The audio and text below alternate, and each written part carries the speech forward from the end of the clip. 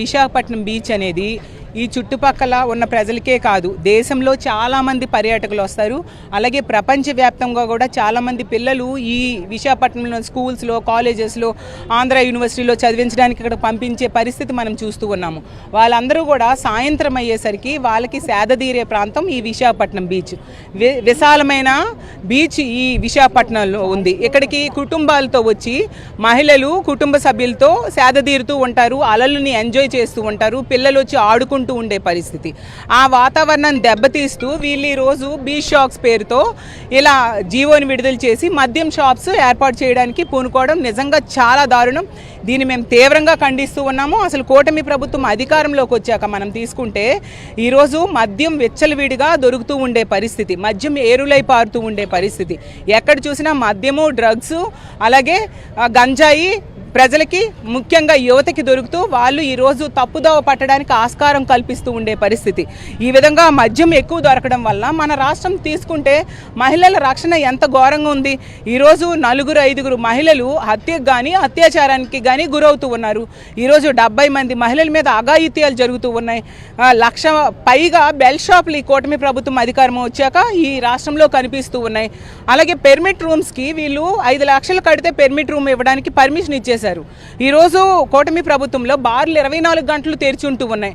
ఈ మద్యం తాగి ఈరోజు ప్రజలు ఇంటికి వెళ్ళి భార్యల్ని వేధించడం అయితేనేమి, అలాగే తాలిబొట్లు తెగిపోయే పరిస్థితి, వాళ్ళ ఆరోగ్యం చెడిపోయే పరిస్థితి మనం చూస్తూ ఉన్నాం. మహిళల మీద అత్యాచారాలు, హత్యలు జరుగుతూ ఉండే పరిస్థితి మనం చూస్తూ ఉన్నాం. అందువల్ల మేము చెప్తూ ఉన్నాం, అలాంటి మద్యము బీచ్ షాప్స్ పేరుతో కనుక ఎక్కడే ఏర్పాటు చేస్తే ఖచ్చితంగా ఈ వాతావరణం దెబ్బతింటుంది. ఇక్కడ బీచ్ చూడడానికి వచ్చిన వాళ్ళకి మందు బాటిల్స్ బీచ్ రోడ్ ఇసుకలో దొరుకుతూ ఉండే పరిస్థితి రానున్న రోజుల్లో మనం చూస్తాం. అలాగే ఆ రోజు జగనన్న ముఖ్యమంత్రిగా ఈ విశాఖపట్నాన్ని ఎంతగానో అభివృద్ధి చేశారు. ఇక్కడే వెంకటేశ్వర స్వామి దేవాలయాన్ని జగనన్న నిర్మించడం మనందరము చూసాము. ఈరోజు ఆ వెంకన్న సాక్షిగా చంద్రబాబు నాయుడు గారు మద్యం వ్యాపారాన్ని బీచ్ రోడ్లో ప్రారంభించారు.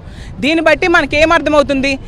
హిందువుల మనోభావాలు దెబ్బతీస్తున్నారనే విషయం అర్థమవుతుంది. బీచ్లో ఇన్ని దేవాలయాలు ఉన్నాయి, ఇక్కడ మద్యం షాప్స్ ఏంటి అంటే చంద్రబాబు నాయుడు గారు పూర్తిగా హిందూ వ్యతిరేకి, అతను హిందూ ద్రోహి అనే విషయం మరొకసారి ఇక్కడ స్పష్టమైంది. జగనన్న ఈ విశాఖపట్నాన్ని విశ్వనగరంగా తీర్చిదిద్దితే చంద్రబాబు నాయుడు గారు ఒక విషనగరంగా తీర్చిదిద్దుతూ ఉండే పరిస్థితి మనం చూస్తూ ఉన్నాం. జగనన్న ఎన్నో విశ్వవిద్యాలయాలు కట్టించిన పరిస్థితి, నిర్మాణం చేసిన పరిస్థితి మనం చూస్తే చంద్రబాబు నాయుడు గారు మద్యం షాప్ని ఈరోజు ఏర్పాటు చేసే పరిస్థితి మనం చూస్తూ ఉన్నాం. అసలు గుడుల్లో, బడుల్లో, స్కూల్స్లో ఎక్కడ కూడా మద్యం లేకుండా చూశారు జగనన్న. ఈరోజు ప్రతి దగ్గర కూడా మద్యం అందుబాటులో ఉండేట్టుగా చూస్తూ ఉండే పరిస్థితి చంద్రబాబు నాయుడు గారు పాలనలో మనం చూస్తూ ఉన్నాము.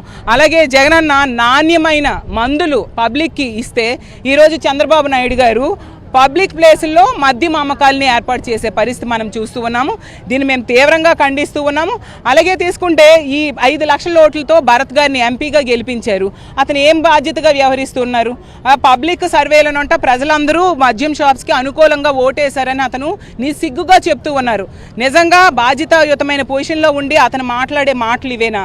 బీ షాప్స్కి ప్రజలు అంగీకరిస్తే, ప్రజలు కోరుతున్నారు అంటే, మీ విద్యార్థులు కోరితే మీ ఇదే బీచ్లో మీ గీతం యూనివర్సిటీ ఉంది, అందులో పెడతారా అని నేను అడుగుతూ ఉన్నాను.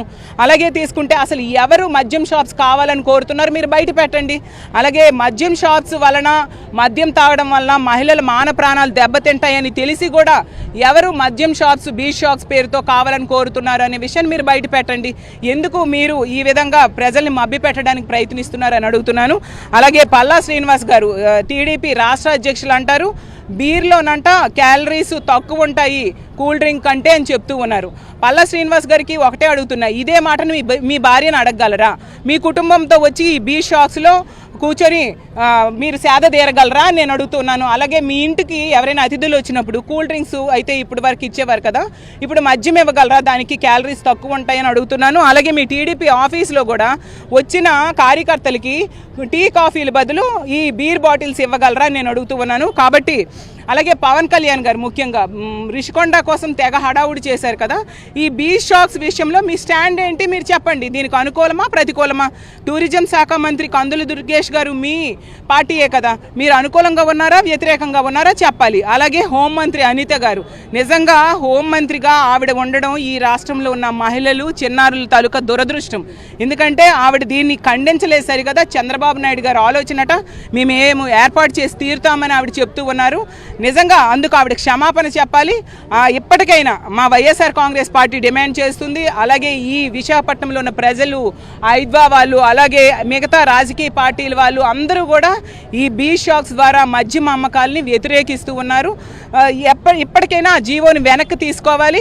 గతంలో ఇదే తెలుగుదేశం పార్టీ మనం చూసాం, బికినీ ఫెస్టివల్స్ అంటూ తీసుకురావడానికి ట్రై చేసింది. ప్రజల్లో తిరుగుబాటు రావడంతో అది వెనక్కి తీసుకున్నారు ఆ నిర్ణయాన్ని. అదేవిధంగా ఇప్పుడు కూడా ప్రజల్లో తిరుగుబాటు వచ్చింది. ఖచ్చితంగా మీకు బుద్ధి చెప్పడానికి ప్రజలు సిద్ధంగా ఉన్నారు. ఈ నిర్ణయాన్ని వెనక్కి తీసుకోండి. ఎట్టి పరిస్థితిలో బీ షాప్స్ ద్వారా మద్యం షాప్స్ ఏర్పాటుని మేము ఒప్పుకోము, మేము వ్యతిరేకిస్తున్నాము. అలాంటి ఏర్పాటు జరగకుండా చూడాల్సిందిగా ప్రభుత్వాన్ని కోరుతున్నాను.